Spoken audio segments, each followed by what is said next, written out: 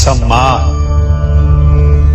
मनुष्य के जीवन में सम्मान का बहुत अधिक महत्व है। वो उसे अपने हृदय, अपने मन से जोड़कर रखता है। कदाचित इसीलिए हम शत्रु के सम्मान पर चोट पहुंचाते हैं ताकि उसे पीड़ा पहुंचाई जा सके। परंतु ऐसा करने से सावधान रहे मित्रों। शरीर पर लगी चोट मनुष्य भुला सकता है, परंतु उसके सम्मान को लगी चोट उसे जीवन भर पीड़ा देती है। और स्त्री के मान सम्मान पर लगी चोट उसे उस सीमा तक ले जाती है जहां उसे केवल प्रतिशोध दिखाई देता है। यदि अपने शत्रुओं को जीतना है तो प्रेम से जीतिए, अपने कर्मों से जीतिए।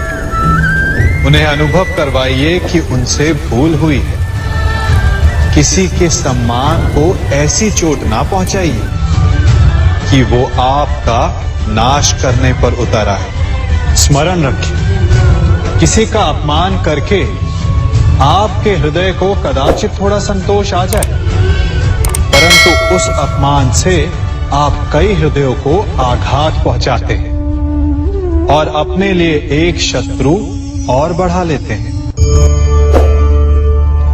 हम सब शीघ्र ही सफलता चाहते हैं, ढेर सारी संपत्ति और सुख चाहते हैं, और ऐसे में कई बार हम छोटे मार्गों का चयन कर लेते हैं।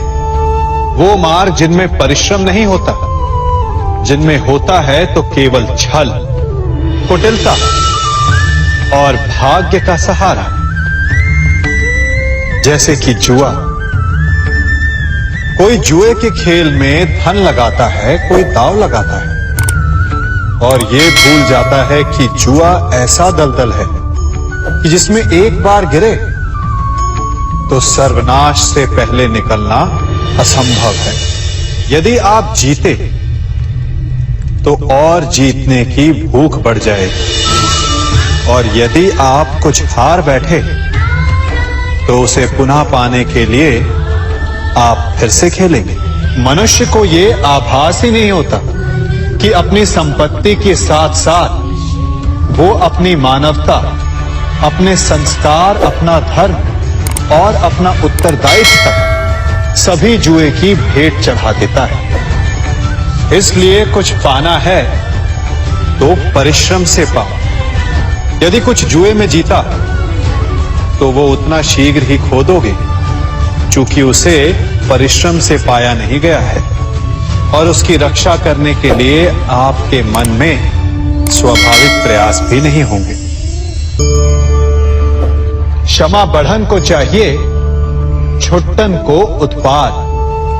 क्षमा इस संसार में शांति का, सुख का मूल आधार है।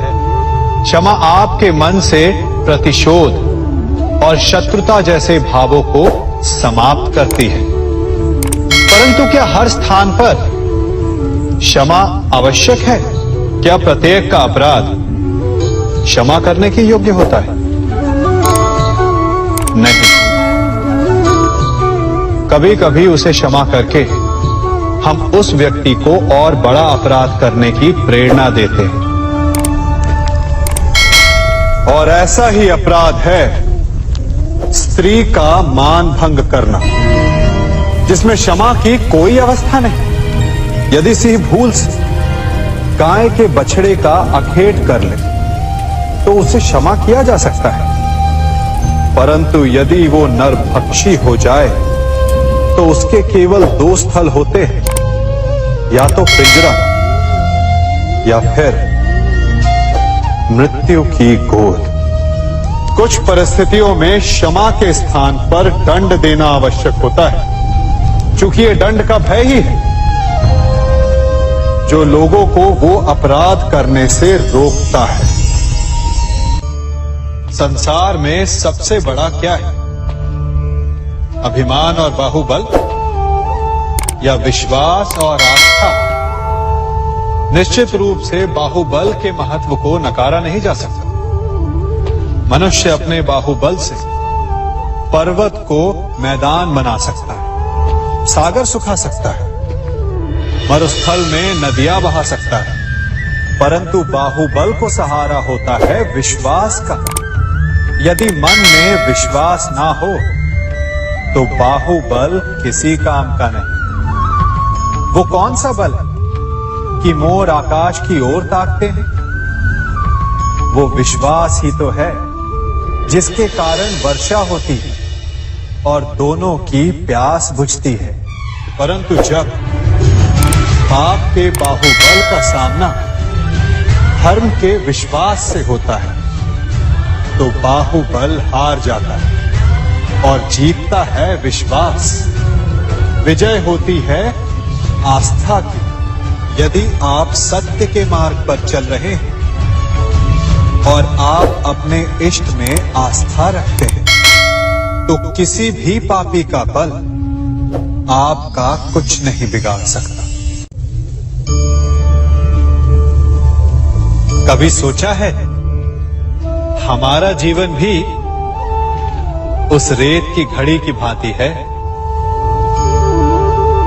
जो रेत नीचे गिर चुकी है वो हमारा अतीत है, जो अब भी ऊपर है वो हमारा आने वाला भविष्य है, और वर्तमान ये संकुचित स्थल है जहां से धीरे धीरे करके रेत गिर रही है। अर्थात हमारे पास जीने के लिए यही एक क्षण है। उसका उपयोग कैसे करना है ये हम पर निर्भर करता है। जो बीत गया उसका दुख मनाना है या जो भविष्य में होने वाला है उसकी प्रतीक्षा में क्रोध करना है। सब कुछ करने के लिए यही एक क्षण है।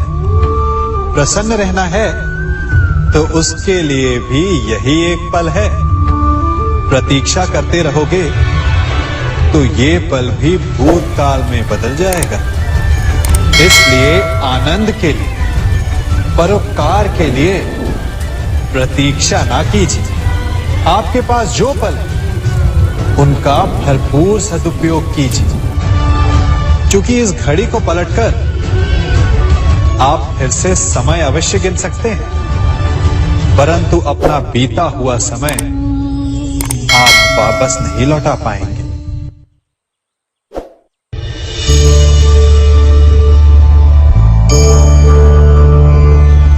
मनुष्य के जीवन में संतान का बहुत महत्व है।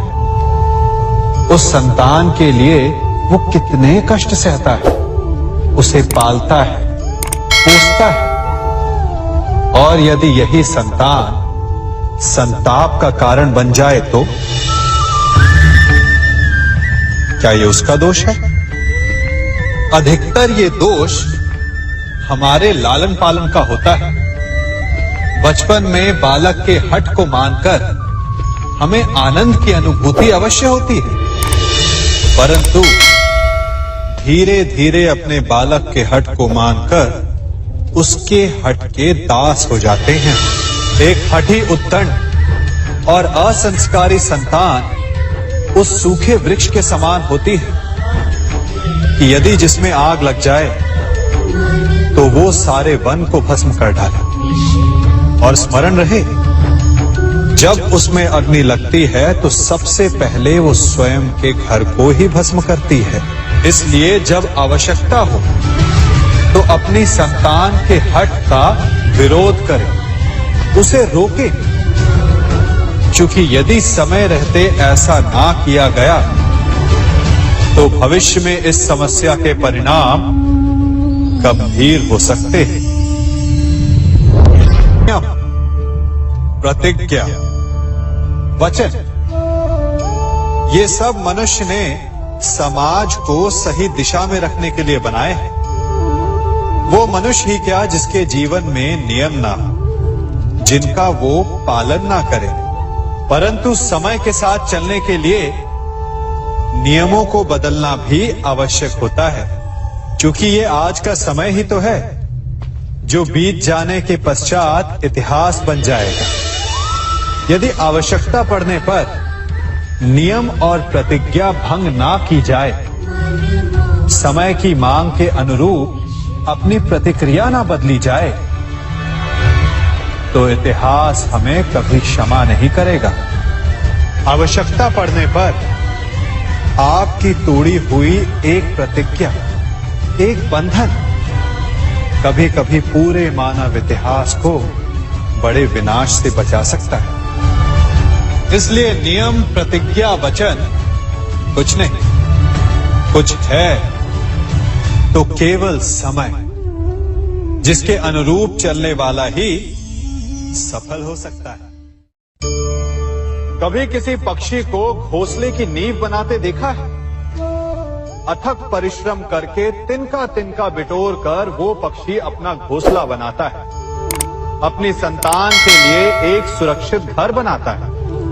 और फिर कहीं से तीव्र आंधी आती है, भारी वर्षा होती है और उसका घोंसला तिनका तिनका करके बिखर जाता है। फिर वो पक्षी क्या करता है? वो रोता नहीं, ना ही विलाप करता है। वो बिना विलंब करे फिर से अपना घोंसला बनाना प्रारंभ कर देता है और सफलता पाता है। फिर हम क्यों छोटी छोटी असफलता से भयभीत होकर परिश्रम करना छोड़ देते हैं? एक बात सदा स्मरण रखिएगा, हर वृक्ष कुल्हाड़ी की एक मार से नीचे नहीं गिरता, हर चट्टान घन के एक प्रहार से नहीं टूटती। सफलता पाने के लिए अनावरत परिश्रम करना ही मात्र एक मार्ग है। स्वीकारण, सत्य का स्वीकारण मनुष्य के लिए बहुत ही महत्वपूर्ण है। जब तक मनुष्य सत्य को स्वीकार नहीं करता, उसे असत्य से लड़ने की शक्ति प्राप्त नहीं होती। जब आप भोजन करते हैं तो क्या होता है? आपका पेट स्वीकारता है कि वो भर चुका है और आप भोजन करना बंद कर देते हैं। जब आपको निद्रा आती है तो क्या होता है? आपका मन स्वीकारता है कि आपका शरीर थक चुका है और उसे विश्राम की आवश्यकता है। उसी प्रकार जब आपको किसी व्यसन को रोकना हो तो आपको स्वीकारना पड़ता है कि बहुत हो चुका, चाहे वो लालच हो या मदिरापान। उस व्यसन का त्यागना तभी प्रारंभ होता है जब आप ये स्वीकार कर लेते हैं कि आप उस व्यसन के बंधन। संसार का सबसे बड़ा पाप क्या है? असत्य बोलना, हत्या कर देना, चोरी करना या किसी का अपमान करना। संसार का सबसे बड़ा पाप है किसी निर्बल को सताना, और संसार का सबसे बड़ा दंड भी उस निर्बल के मुख से निकली आय है। आप देख रहे हैं मैं क्या कर रहा हूं?